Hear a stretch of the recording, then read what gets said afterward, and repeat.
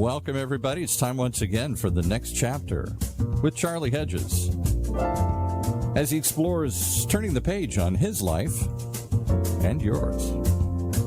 Hey, Charlie. Yo, Paul Roberts. What's going on, buddy?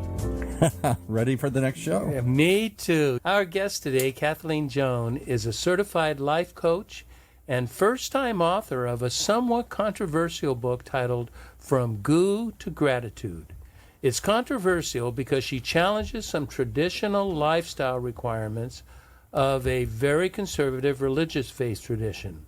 But in her science, which will be a large focus of our show, she is fascinating, and we will dive into the depths of what Kathleen even calls, we'll go into so far as cellular recognition, whatever the heck that is. And so I can't wait to talk about it, Kathleen, that cells can be open or closed and how that impacts our personal transformation. Intriguing show. With that, let's welcome our special guest, Kathleen Joan. Welcome to the next chapter with Charlie. Thank you. It's a privilege to be here. Thank you for inviting me. Great. We'll have some fun. Kathleen, your book is all about sharing your journey of healing and providing a roadmap for others to avoid self-sabotaging kinds of behaviors. I think that is so helpful. And now, as I understand it, and you can elaborate on this, you were married for 44 years when you discovered a history of infidelity that nearly broke you in two. Now, I don't think it's necessary to rehearse the events of that betrayal because all sorts of issues prevent us from doing so. But go ahead and tell me just a bit about what you said on the pre-show about how that impacted you. I grew up in a Christian home, and I was educated in the Christian curriculum. And I remember from a very young age, I loved it. I loved to learn about the Christian principles. I wanted to be known as a good Christian girl. And I studied hard. I made good grades. I followed the script. I never strayed. So when I went off to college, I married the good Christian guy, and I earned a science degree at the same time. My big why really was to have the good life. I never expected things to be perfect, but I totally believed that spiritual and scientific principles were the road to success. And to have a successful marriage, I gave up my career, supported my husband's career. I moved far from my home state, even changed my religious practices. Each move meant we had to find a new home, a new grocery, new friends, always a new church. Faith was a critical part of our lives. We were faithful. We attended church weekly. We sang in the choir together. Often held Bible studies in our home. Third life was good. Then one night, when I realized it wasn't, I went back to my science background to figure out how in the world I never saw what was happening right underneath my nose. And that's what I tell the full story in my book. Yeah, and that was the infidelity that you discovered as well. I woke up in the middle of the night, jumped out of bed to shake it off, and as I walked around the bedroom trying to catch my breath, a thought popped into my head. Where these thoughts come from was beyond me, but the thought that came into my head was, go check his cell phone. Never once had that thought in the 4 decades of marriage. Yeah, and we know what that leads to, and that leads to checking all sorts of things. And I don't think we need to go on air about that, but you tell your story clearly in the book. But you know what I'm interested in now that we know just the overview, the cliff notes of your story. What I'm really keen to know at this point, Kathleen, 2 things come to mind that I would like to know. One, by this living a life of a, in quotes, a good Christian wife in a conservative environment, which was very limiting, and then having to go through separation, divorce, pain, hurt of infidelity. How were you personally impacted by all of that? I could not walk out the door until I could figure out pause, because I knew that I didn't know how to navigate. I didn't know how to move forward.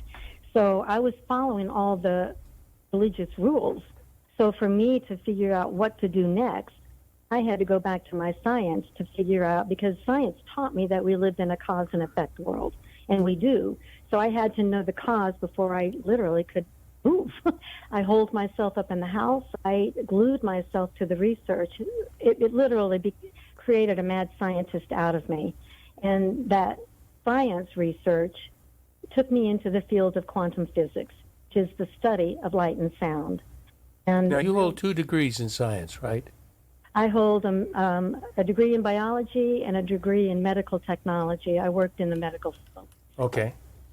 But I did not learn this in my biology background. Some of it I did, but what is known now is far different than what I learned decades ago. And it was blowing me away, because I realized that the brain has neuroplasticity, and I can describe that. And basically, we can mold our brain and shape it like Play-Doh to have a relationship with our body. And that, to me, when I was reading it, I had no clue what that meant. I'm thinking, shape my brain? You kidding me? And you had a relationship with. If I may, you had a very tightly constructed brain, because you lived in a traditional, requirement-oriented, limited. This is the way you do things. There's no altering behaviors. These are the certain behaviors and the certain values. And to learn that your brain is pliable and that you can mold your brain into openness and receptivity and curiosity and learning was a whole new place of life for you, wasn't it? Yeah. But I kept on studying, and then I became my own science experiment based on what I was reading. And I'm thinking, what if this stuff is true? What if these scientists are right? I did not think they were right, but I wanted to stay open to the possibility, and that's when I became my own science experiment and proved myself wrong. But basically, we're beings of light, and our thoughts are electric, and our heart is magnetic. But we can have thoughts that literally block light enters cells. So when that is blocked, cells try to conserve energy and they close up. So which means our mind is more narrow focused, we can't think open, and our heart is closed. It is closed and tight. And so we can't really receive much light, and we can't receive much love. But it's basically, we have to notice these emotions, which is not the same thing as being emotional. And religion, I don't know of any religion that really teaches how to be emotional. Do, but we never really picked it up in recent times, put it that way. Ancient wisdom has taught that. But yes, it's like ancient wisdom has taught the laws that, yeah. And properties of light. Yeah, tell me about light and love. What is the relationship between light and love? But you think of light as what in a rainbow. So we experience light with our 5 senses. We can see it in a rainbow. Light enters, we smell it. Everything that we're doing is done electrically or magnetically. And so we're electromagnetic. So and there are different frequencies that have been measured. The lowest of the frequencies would be guilt and shame and apathy and anger. So they have actual frequencies. They're not. They're electrical vibrational frequencies. Very much like you would see on an EEG or an EKG machine. Okay. Oh, so okay. If you go to a doctor, most doctors know how to do those, but I don't think they've really understood fully the idea that our thoughts are doing this. So what we're being trained or thought, so it's really our thoughts can literally, just by thinking about past things, can create anxiety within us, and it's not even happening right now. We are literally living in like a virtual reality, and unless you're paying attention to what you're feeling now, which I keep repeating, it's not the same as being emotional. Emotions show up automatically from something that happened in the past. Emotions would be like blushing when you're embarrassed, show up automatically. Your hands shaking when nervous, a gut flip when you're wary, or when you're home sitting in front of the fireplace, safe, factor. A past revisiting a past event, positive, negative, when you can have a physical response to that of smiling, Correct. of laughing, of crying, of blushing. That is as if that event is actually occurring right now. The energy, the light and the energy in your body is acting like that's happening right now. Correct. And so we're governed by the laws and principles of light. We are governed by this quantum field. And we need to learn how to speak about emotions more accurately, because these emotions are not us. It's our programming. It's the foundation. So our foundation is basically formed by the time we're age 7. So every cell in our body is created and governed by light. Our nervous system and our personality is pretty much formed by the age of 7. So neurons that fire together, wire together. So they form neurological wires, which becomes our foundation. Our foundation guides our choices, and we're basically a slave to our foundation unless willing to create a new foundation. We can't create a new foundation unless we're willing to feel what we're feeling. Most of us have not been taught how to do that. Now, you got to let me ponder this for a bit, because you just went way deep. And I love it. I'm with you. I'm tracking with you, but I have questions there. You're formed at 7, and then you have experiences that are built all around that, but that's the basic energetic formation that you have, and you can modulate that. Even let me not define it.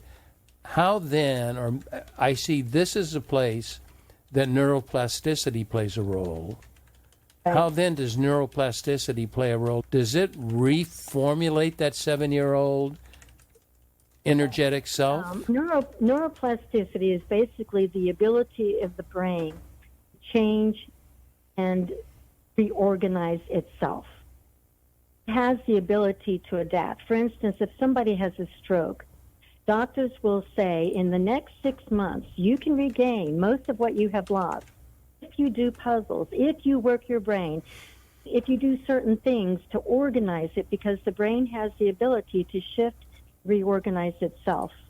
But does it go back to the 7-year-old self, or does it go to a re-envisioned self? A lot of times it will recall what you had, but the way we grow up is that we have within the middle of the brain is the pineal gland, and it has what is called the reticular activating system.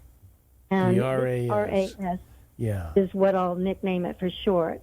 But our body, we are wired to be on the lookout for danger. And so we're trained to be on the lookout for danger. We don't know as a child which way to go, so we have to be taught. Don't run into the street. Stay away from this. Stay away from that. Do this, do that. And most of the time, they're good. It's like a lot of this was for our good, help us survive. That survival mechanism as a child can become a curse as an adult, because a lot of times we are trained to fear something that necessarily shouldn't be feared. So the neuroplasticity, but unless we are willing to look at what we fear, we were born with basically 2 fears: fear of falling, and the fear of loud noises. Mm-hmm. If we know that those are the only 2 fears, then for me, for instance, if I have a fear of speaking in public in front of a group of people that I don't know, where am I getting that fear? It's a program like, I don't want to fall from favor in the eyes of those people out there. It's a fear of man. We weren't born. We were not given the spirit of fear. We were given the spirit, of basically of love. Our cells they resonate with love. If we have some fear embedded in there, not only is it a false fear, but those fears can be inherited from generation to generation. The University of Virginia has done a lot of research on the epigenetic fear of people who have been in a Holocaust, and they survived it, but they never wanted to tell their children about it. And yet some of these kids have a fear of being locked up in an elevator, and they don't know where that fear is coming from.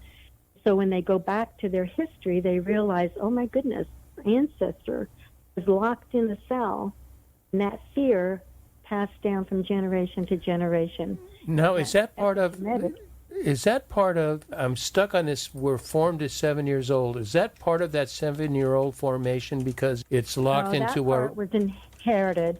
Some of our fears can be inherited. That's the new field of epigenetics. Okay. And it's not the genes, just the genes that can be inherited, but the emotion or the feeling above the gene, it's above the gene, can be passed down from generation to generation. But still, we are not bound to that fear. We can change it. We have control over our fear, whether we know it or not. Okay, so now I want to bring it back into stories because we've gotten pretty technical, and I want to make sure everybody's on track with us. And I want to bring this back into everyday talk. And some of the pathological or difficult thinking that you had from going through your separation and criticism of another people group, a gathering, a traditional religious background, brought you feelings of codependent. Give me what fears did there, not fears, but what issues came up of you? My personality type, my big thing was focused on the first 2 commandments. I wanted to honor God and I wanted to serve others. Okay. And that's not a bad thing, but my whole personality wanted to serve others and make people happy. When I started looking at the science behind that, or the real reason behind that, was to be safe. And my safety required 3 things. I had to be wanted. I wanted to be wanted, and I needed to be needed. I wanted and needed to be approved. But who is approving me? And I never really thought of God as a man in the sky with a beard and a book, but I did, in a sense. I wanted to be approved, be able to get to heaven instead of having the idea an outside entity could be on earth. An outside entity, a divine entity that's somehow bestowing upon you. Outside in. Yeah, rather than an intimate inside loving. Yeah. Okay, I get it. Never saw it as an inside out. I viewed myself as unworthy, and I was taught that. And you had to view that from I know we don't want to get real deep into it, but from your experience with infidelity, what else are you going to feel than a lack of worth and of rejection and feeling not being needed, but being unwanted? Those had to fit right into your core pathologies. And any time that anybody was angry at me, it was my fault. I considered it my fault. I shouldn't have done that. And that's picked up in all kinds of ways in culture. It's like I didn't want to get a bad grade in school. That's being wrong or doing something wrong. I was always I got great grades because I didn't want to be criticized, didn't want to be, the term I used in my book is I didn't want to be treated like crap. Crap being C for criticized, R rejected, A for abandoned, E punished. I've never heard that. That's great. Tell me that again. Crap is what? For me, it was an acronym for I was so afraid of being criticized, rejected, abandoned, punished. Oh, but it's a great acronym. Consciously, I was doing that to myself. Oh, you were the perpetrator. I was the perpetrator because I thought that was the right thing to do. But it was like when I realize now, when I do that, my cells close up, I shrink up, my mind shrinks up, it can't think clearly. I don't know, I can't trust what I'm saying or doing or believing. I didn't know. Yeah. But now that when I switch to pay attention to my body over my thinking, because the body really is housing 90% of what you're thinking from the past. Our conscious is only 5%. The body has much more weight. It's given Goliath in a way. Goliath is much bigger it has more clout than your thinking brain. Yeah. So I started paying attention to every time that I was in the fight or flight freeze mode. And we have two systems, the sympathetic system, which is the fight, flight, freeze mode, or parasympathetic system, rest and digest mode. Yeah, I want to, you know what I want to do, Kathleen, is I want to get into that after a break, but because that's where you're talking about listening to the body and treating our bodies as whole entities. But I want to bring up, the interesting issue in here is these issues of not being wanted, not being accepted, being rejected, not living up to standards, and that you view yourself as, and so you viewed that way, you realized you were the one that was calling you all that, yet at the same time, when you were those things, those were your grand acceptance modalities of the community that you belonged to. They thought you were accepted if you felt that way about yourself. That's the tragic aspect, that you're all alone in this. And now you're going to tell us about how we listen to our body and we can get the divine in this. So let's take a break.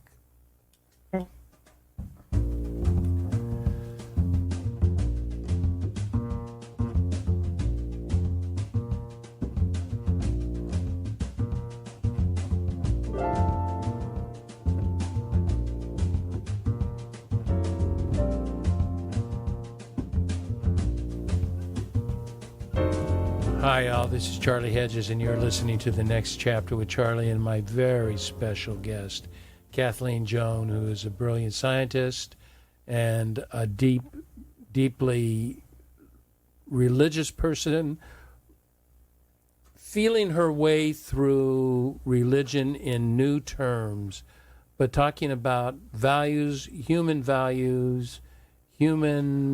labels and emotions, where they come from externally and internally. And Kathleen is now going to walk us through talking about how we listen to our bodies. So Kathleen, thank you for the show so far. And I would like you to talk to us about, you had told me earlier that you believe we need to treat our bodies as whole entities, mind, body, and spirit, and that we need to listen to our body. What does that mean, to listen to my body?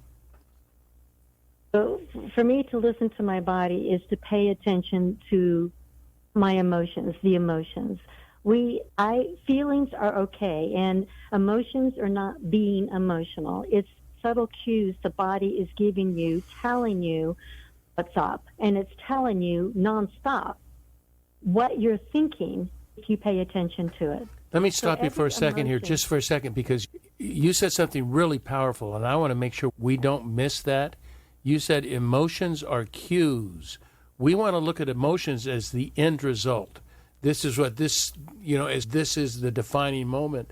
But you just said something really fascinating, Kathleen, that emotions are cues that something is going on. They are not the thing that is going on. They are cues of things going on. That's brilliant. Continue, please. Your body is talking to you. The question is, are we listening? And most of the time, we're not listening. We're just going through life thinking we're listening, but we're thinking we're not listening to the body. And it's critical. Listening to the body is critical to listening divine inspiration. We need spiritual eyes to notice the spirit with which we do things. So if you equate the spirit and light together, the light that's going through our body is creating a reaction from ourselves. So if you know how to read that and know how to understand emotions, you have to be able to understand the cues your body is giving to even have you understand whether you're in fight or flight or rest and digest. You don't have to know some counselors will go to the past and say, what happened to you at age 5? You don't need to do all of that. It might be helpful, but it's not necessary, because on a day-by-day basis, you're fluctuating back and forth. Sometimes you need that fight or flight. If a tiger's coming at you, you need to get away. You don't want to be in the way of something dangerous. But a lot of times we're just thinking in the past of something that happened in the past that was heartbreaking, And we can ruin our entire day by just being in virtual reality. We're not there anymore. We're here and now, and that was a long gone incident, but you can stay angry for 10 years if you want to. You can stay angry the rest of your life if you choose to, but you don't have to. You can raise that vibrational frequency. How do you raise the vibrational frequency? I like that. Right now, I know several people that are very keen on the idea of energy and of reading energy, paying attention to our energy, trying to exhibit our energy. And so this is a word that's going around my circles right now, mostly with my very younger circles of people in their 20s and 30s. But how does somebody go about reprogramming that energy and getting that? Every time, so energy, emotions are energy in motion. Now, feelings such as, an emotion such as anger, guilt, it is a low, heavy frequency, slow, heavy frequency. If you think of something lighthearted, it goes faster. Those slow energies get stuck in your bones and joints and tendons.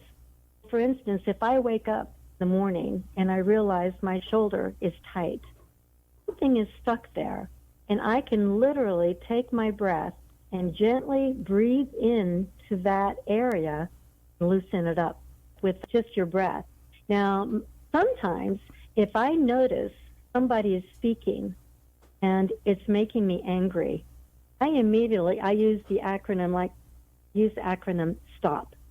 So immediately, as soon as I feel a gut or something that is racking my nerves, I immediately use STOP, and I say stop. And I start acknowledging that is a feeling of fight or flight. I recognize it because my amygdala was just triggered. I can feel it.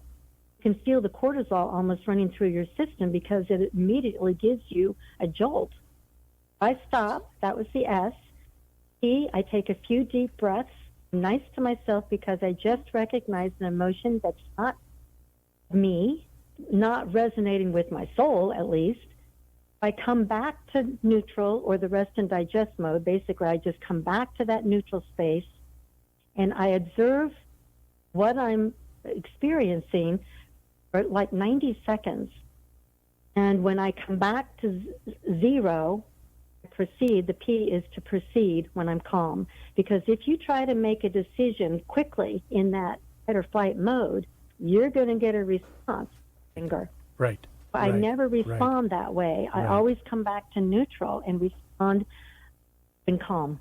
So my STOP is my acronym. And the more I did it, more I noticed my stomach in knots because I was so wanting my marriage, for instance, to stay intact. I really wanted it to stay intact.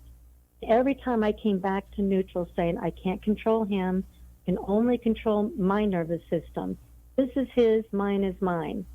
So I was trying to control my nervous system by saying, it's his choice, not mine. I can't control him. Whatever happens, let it be. So I trained it slowly. And in the first few weeks, it took me probably 18 months to retrain my nervous system. But slowly but surely, every time I had that gut feeling like it can't be happening, it can't be true, I said, just neutralize my nervous system and proceed with calm. And the more I did it, the more I was training my body to not respond to somebody else's choice. And I was just choosing me, my choice. The more I was able to see when people were in fear, in fight or flight, he was fighting me. I mean, he was wanting to get away from me. He was fleeing me. But I could stay neutral and let him choose his choice. I wasn't going to be triggered by it or manipulated by him, what he was saying to me either. What you're bringing to fore here is that we talk a lot on my show about self-awareness. And you were talking self-awareness at, of course, not 101 or 201, but 401, 501 at a much deeper level. And that you were talking about self-awareness and really taking a look at, it can be the fight or flight, it can be analyzing our anger, and just when we get anger, I really like the idea, I personally like this idea of trying to understand the energy that's involved in that. Mm-hmm. And how that is such negative energy. And then, just as an aside, and I'll come back to this, but it really occurred to me, it was very interesting that you said negative emotions are very heavy and weighing, and positive emotions are light and more airy. Isn't it odd that we have termed those without even knowing anything about energy? When we're in a negative, down situation, we say, man, that was heavy. That was just a very heavy, difficult time. And when things are going great, we'll say, man, that's light. That's airy. That's fun. And it's matching, almost without knowing, it's matching the energy that you're speaking about. Yeah. Well, and I realized, when Christ said, I've come to give you life, he did. And it's just we didn't quite understand what he was fully saying. But he also said, I am the light of the world, too. And so I'm looking at that. I'm looking at that in a whole... Yes, he did. He says, and you are the light of the world. Absolutely, in the Sermon on the Mount. And so that means we can... I'm not quite so sure Jesus was talking quantum physics, but it certainly applies. And as a divine, one never knows. But that we have opportunity. How do we in a situation like the fight or flight situation, how do I can use the STOP acronym, pay attention. So I paid attention. I know I need to think differently, act differently, and I observe, I proceed. How do I incorporate the idea of light in that? How do I bring those two together? Well, the light, love is literally a specific vibrational frequency of 528. So when we just think of loving things, what can I do that would be fun? What would be a desire of my heart that would make my light, something light up? Then use your brain, the thinking part of your brain, the logic part of your brain. Think of ideas. And so anything that would be, what would really light me and expand? And so energy loves to expand. It's like a balloon, loves to go up and out. And for a while, I even used that acronym of all these negative thoughts that I had. I was so angry at what he was doing, what he was saying about. I was so angry. I said, I'm going to put this anger in a balloon, and I'm going to gather a bouquet of 12 of them. We're basically using our imagination like we did as a child and imagining what we want our life to be. Mm-hmm. And I didn't want my life to be filled with anger. So I had to put all those angry thoughts, and I literally pretended like I was making a bouquet of balloons.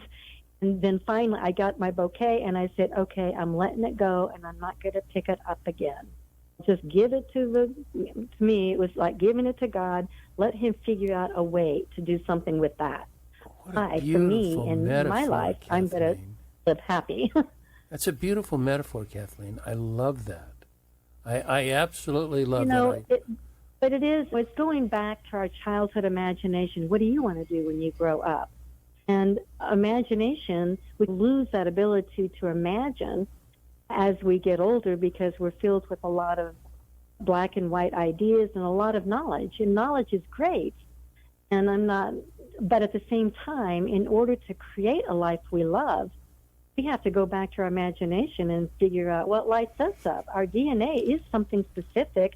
I'm not that interested in golf as compared to pickleball. You might hate pickleball, but we're all unique in some ways, but we all have the same emotions that go from the gamut of anger, guilt, shame. Guilt and shame are the lowest of the low, to peace and joy and love and happiness.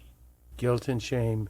I put shame even before guilt. Shame it is. And guilt. It's the lowest of the low. The lowest of the low. And embarrassment is a mild version of that. Shame and embarrassment. Isn't it? It's a subset, or it's a cue. It's a cue to shame. Yeah. It's showing that shame. Embarrassment is showing the shame. I want to wrap up our show, and what I would like to do is I would like you to talk about something it's a new. I typically do this. I wrap up our show with longer questions, so it's not like a 2-question or 2-sentence question. But we talked about the right brain and the left brain, and you talked about the head and the heart.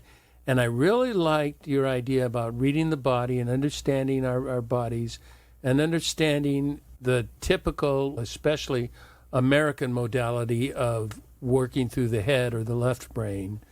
But the right brain is the access point to the heart. And you believe this, that I like this, that you believe, and correct me if I'm misrepresenting you, you believe that we begin with the heart and understanding the messages of the heart, and then we lean into the head for strategies and tactics to deal with the heart issues. Did I catch that correctly? Yes, our heart is ruling, and it is the magnet that draws people. For instance, if you break a leg, your body heals that automatically. You might set it and put it in a cast, but you're not heartbroken over that. You won't think about it too much. So your leg's broken, no big deal. But if somebody hurts your heart, it affects your whole body, and it can affect it forever. If you grow up thinking that you might lose favor in the eyes of God or people that you love dearly, that will put the fear into you that I can't do that ever.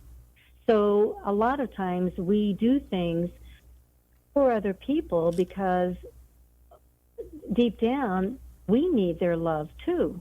So it's a reciprocal thing. But when there's fear that you might lose it, that you carry a lot of guilt and shame for doing anything wrong.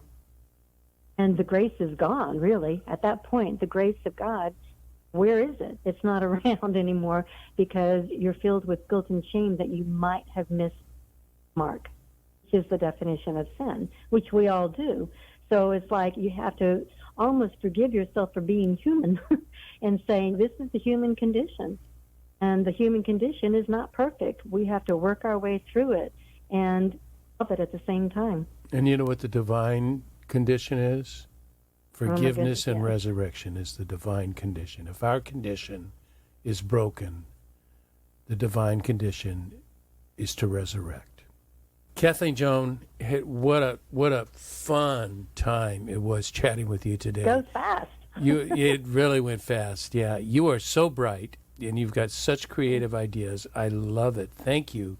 Thank you so much. And I want to tell everybody, I've got it on the notes here to visit your website at not Turning Point or some. There's a point that I've got a website on, and I also have a link to your book on Amazon, From Goo to Gratitude. And tell our audience, don't pay attention to the naysayers that may even want you to purchase the book more because it has criticism. So that always makes me interested in a book. You've got lots to say. You've done a great job. Thank you, Kathleen. Thank you. I appreciate it. And I want to thank all our listeners for tuning into the next chapter with Charlie. Please check out our website for more blogs, more podcasts. We've got over 300 podcasts and 400 blogs. We've been at it for a while, and you can find us at thenextchapter.life, Life. And until next, this is Charlie Hedges signing off. Bye for now.